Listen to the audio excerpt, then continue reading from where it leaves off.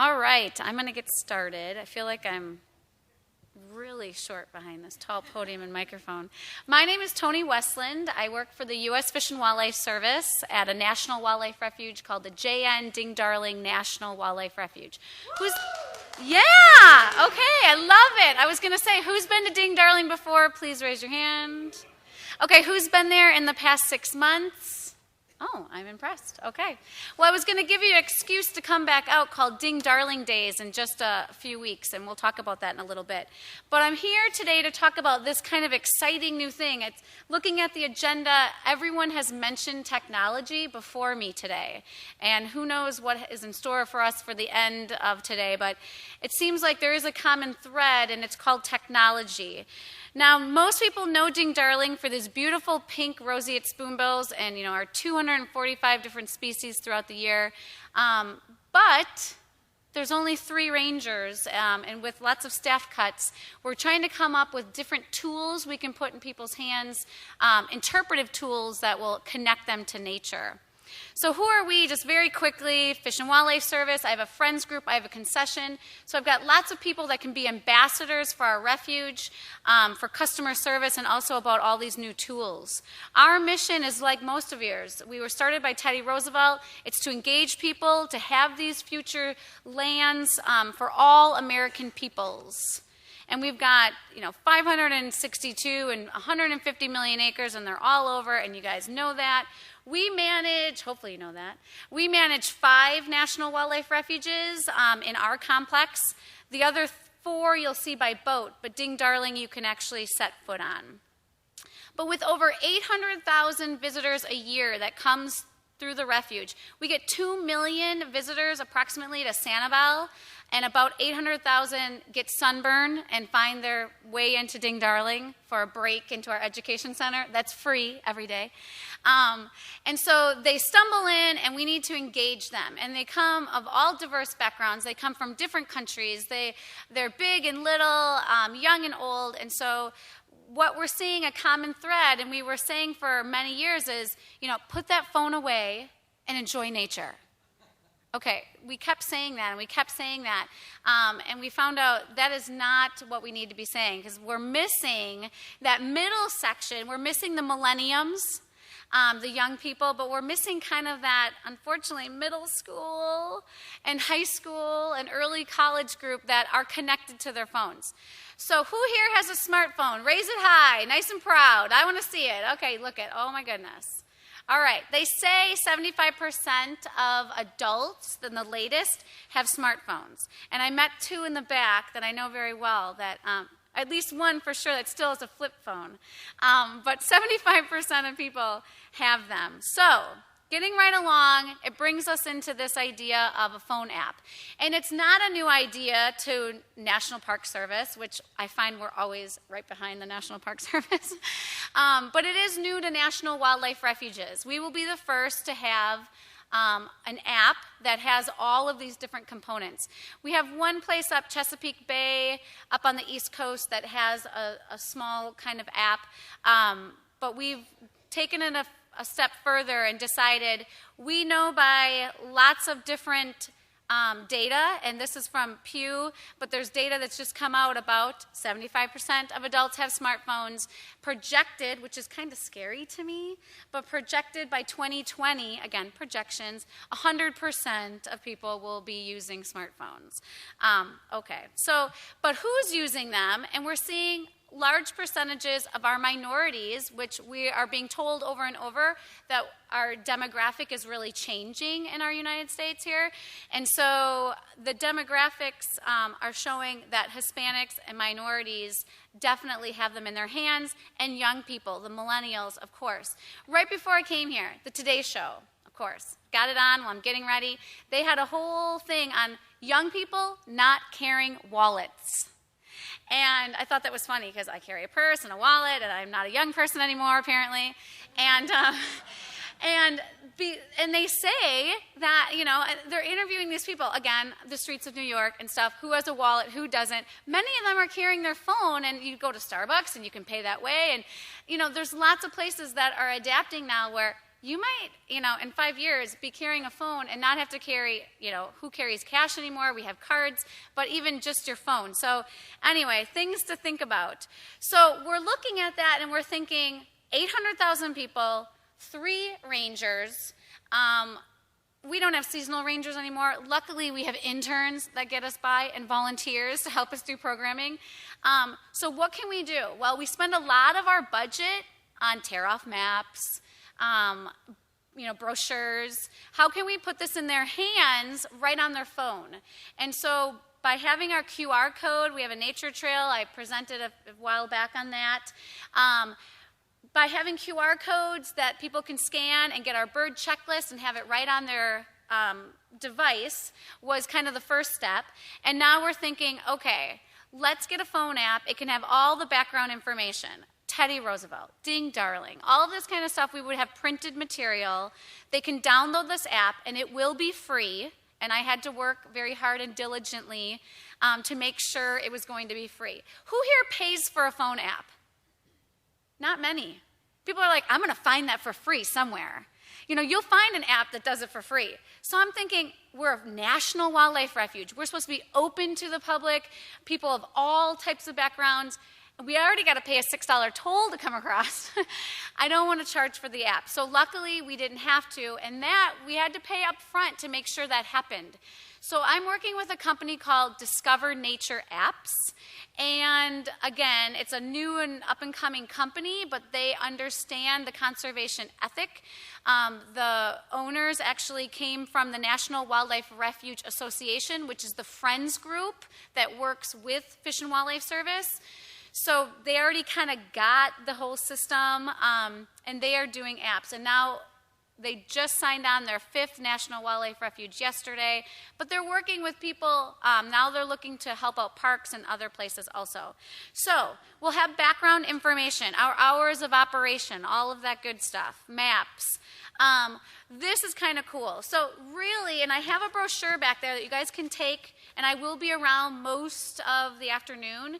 Here's their brochure. Again, I'm not here to endorse them. I just want to tell you the company I'm working with and how it's been working with them. What's great is we kind of have the Cadillac. We were the first refuge to sign on. It was part of Fish and Wildlife Service money, but part Friends Group money. Because we were the first, we had a little bit of leverage about pricing. When I started pricing phone apps, does anybody want to take a guess on how much to develop a phone app is? It's scary. Yell out a number. Oh. We wish. It was 10,000 was the number that came out. They can be well over $100,000 to develop a phone app. So I almost fell over, and after they peeled me off, the ground, I said, we can't do this. But people are doing this, so we have to figure out how to do this. So I kind of fell into a really good situation where I had some leverage because they were a new company. But what's great is they are willing to work with, and they're working with other refuges that don't have money also. And there's 3 levels, and we'll talk more about that in a little bit. My level, I have the Cadillac, like I said, or the Lamborghini, or whatever car that you like. But what I liked about this is people can put field tips. So they're along the wildlife drive, and they see an alligator at water control structure 2, and they can type that in. And someone else that has the app downloaded that's on it doing the same thing will see that field tip come up. Those field tips are based by time, just like everything else. So if it's 4 hours later, if you know anything about alligators, it could or could not be there, depending on what's going on. But it at least gives you a timeline of what you're seeing. Yes, can people put they saw a flock of flamingos at the refuge, and we all know they're roseate spoonbills that they're seeing? Yes. I am the administrator of this, and I have no idea the adventure I'm about to embark on, but I do know that people can flag things. If someone were to put something really crazy or really wrong, people can flag it, and then I have to look at it. I'm already engaged in technology with Facebook and everything with my job, so it's another level. But once it's flagged, an administrator can then permanently take it off. No one sees it at that point. I can put it back on, if it's true, or I can just have the flag, they're off of the site for people to see. For the most part, I mean, I was scared about Facebook. Are people going to put bad comments? Are people going to, well, they do a little bit. You know, they're mad at the government, they're going to write something. So I have to monitor it a little bit. But for the most part, people are here to enjoy nature. They get it. They want other people to learn. I haven't had horrible comments on Facebook, but you do have to have quality, control, and I guess that's me. So the second real cool thing about this is there's photo sharing. One of the 6 priority public uses in the Fish and Wildlife Service is nature photography. Most people have a phone or some sort of a device, a camera. They're taking pictures when they're out in nature. So it was big for me that we had a photography component. You can take pictures and share them. Other people can see your pictures. You can see their pictures. And then also as an administrator, I can turn on a photo contest, like for the day or for the week. If it's Earth Day and I want to do a photo contest, we can have a photo contest, or I can just keep it off because we actually have a photo contest that we do with our friends group. So there's that option with the level that I have. So anyway, field tips, photos, and the contest photos. Those are kind of the things that are cool. Then the kind of next level that I have on mine is I wanted it to be engaging, an interpretive tool that would be something they could learn. And my audience that I'm gearing mine for are middle school, high school families doing this together. Do I want a man driving down the Wildlife Drive with his smartphone out trying to do the game? No. And that there are some concerns and people telling me this is what I'm doing, and I'm not. This is, it's the same thing. We shouldn't be texting and driving. You shouldn't be doing the phone app and driving along the Wildlife Drive. But it's a tool that the families can do it together. You can get out of your car and do it. There's times where they tell you to stop and look. They get you out at different locations. So I was able to work with the designers to develop questions that I thought were kind of the cool, fun things that people won't see, like a mangrove cuckoo, but I want them to know about it. That it's the 50th of the Wilderness Act. There's a wilderness question, and we have wilderness at Ding Darling. Things that messages I wanted to get out, but also gators, spoonbills, the kind of the common things, the different types of mangrove trees and why they're important, all of the good stuff. Are the questions silly? Yes. Did that scare my biologists and refuge managers? Yes. But we got past that because it's accurate and it might be silly, but it's fun. If you're going to have a game and it's not going to be silly, I'm sorry, you're not. I have my mom of 2, a 5-year-old and a 7-year-old, and they like silly and learning, and that's how we're going to engage it. But I've been able to show the questions to families and other people, and I know as a parent, when you're engaging my child, you're engaging me, and also I'm learning. And so they're interesting facts. It's set up like, I guess, bar trivia, where the quicker you answer, the more points you get. And so you can almost be kind of competing with other people, but yet we do have different sets of questions. So if you come through Ding Darling again, you might or might not get the same questions. So we wrote many questions. In a couple years, will I maybe want to pay more and get, an upgrade and do some more questions? Yeah, probably. Different messages I want to get out there. So it's set up that it's harder and then they get easier, the questions, the clues, I should say. So there's a question about a spoonbill. It's got kind of a hard, I can't even give you an example. I'm kind of blanking. But a hard clue, and then they get easier. And then finally, if you don't know it's a spoonbill because you're from Germany, which I don't want to pick on any, but we've got lots of German visitors, and they might think it's a flamingo, then it finally pretty much says, this is it. So that's how we set it up. So wildlife, we wanted to talk about habitat types. We don't want to just do wildlife. We want to make sure they learn about habitat and conservation challenges, invasives. We've got stuff about invasive species, water quality. We wanted to make sure we had something for everything. So then at the end, you get this giant score, or little score, depending on how good you are. And you earn a virtual badge, which knowing as a mom, kids like to earn virtual badges and get like presents that aren't even anything. But you see them on the screen, and so it's the best thing ever. So we're going to do that, and we're still talking about, do we want to give people something to get them back into our education center, which is free, but people sometimes don't always come back and engage with us, which is what we want, and our visitors, our volunteers. So we're still kind of hemming and hawing about that right now. So we're launching the game very soon, the app, everything, very soon, Sunday, October 19th at our Ding Darling Days. I think some of you come to these events, and we would love more. But it's a totally free day at Ding Darling. Some of you help us present. Again, we're going to debut it. Even before that, we'll be doing a test run, and we're also bringing out nature writers so that we can have them experience it, outdoor writers, and have them write about it. I found that this is a really good tool. Invite those writers out, and they will speak for you in places that you don't even know it's happening. So they'll come out, and then we're also going to test it with families. The day after it opens, we're testing it with the Sanibel Rec kids. Kids are off of school October 20th in Lee County, and so we can bring kids out to experience it that day during Ding Darling Week. So Ding Darling Days start on the 19th. It ends on the 25th. So I could go on, and I have more slides about cool stuff I'm doing, but the magical counter says 3 minutes. So with that, I wanted to see if anyone had any questions. People can post comments about things that they're seeing or experiencing. Field tips is what we're calling Field tips, right? Yeah. And if you have comments posted in other languages, do you have someone that like translates, or do you use Google Translate, or how do you? So San Diego National Wildlife Refuge that signed on yesterday is doing it bilingual. We have all of our brochures in German and French and Spanish at the refuge. We do hand them out quite frequently. Spanish would be the one language we would think to do.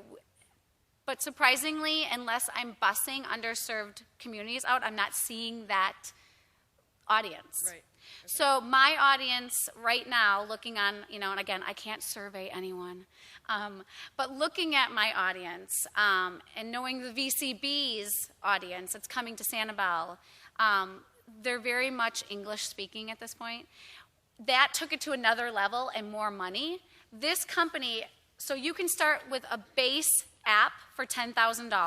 You guys said the magic word of $10,000. That can help you replace signage and brochures and give your history and your maps and have it on someone's phone. One thing about this app, you can download it in Iowa before you come to Ding Darling. Everything will be open for you to see except for the game. The game is GPS coordinates. So when your phone gets on the Wildlife Drive, the questions pop in. You can launch the game, or the questions will start, the game will start for you. You won't be able to do the game in Iowa. You'll be able to do the game on Sanibel at Ding Darling. But the other things you can. I don't even remember what your question was after all that. Did I answer it? Yes. So it's possible. They're doing it at another refuge. We haven't gone there yet. So in here it talks about 3 different levels. They're willing, luckily, to work with budgets. So other refuges are taking money over a 2-year period. Again, starting with the $10,000, and then you can build. If it's a success, maybe you want to try it and just see if it's nice to have your maps and things on people's phones, your bird checklists and your everything else, your amphibian checklist on there. And then later, maybe you want to add the photo sharing, so you can do all that after, too. But good point about diverse audiences and having it in languages. Hello. So you got your Cadillac package. What was the price range for that sort of app? I'm always scared to tell people, because I don't know what they're going to charge everybody else. But the Cadillac package for us being the first, and I have to tell you, I did have leverage, and I played that leverage because I could, and I knew it. The total package for us, are you guys ready? I don't want anyone to fall over. Does anyone want to guess? $60,000. So, am I hoping this works and we're engaging people? What's good is I'm not a marketing person, and they're designing all of our marketing tools. So I'm doing window clings that are going in restaurants on the mirrors. Oh, there it is. And any of the marketing tools, the tabletops for the restaurants and other things I'm hopefully going to get on Sanibel, they're designing all of that stuff for us. So that's kind of nice. When I need slides and stuff, they do it for us.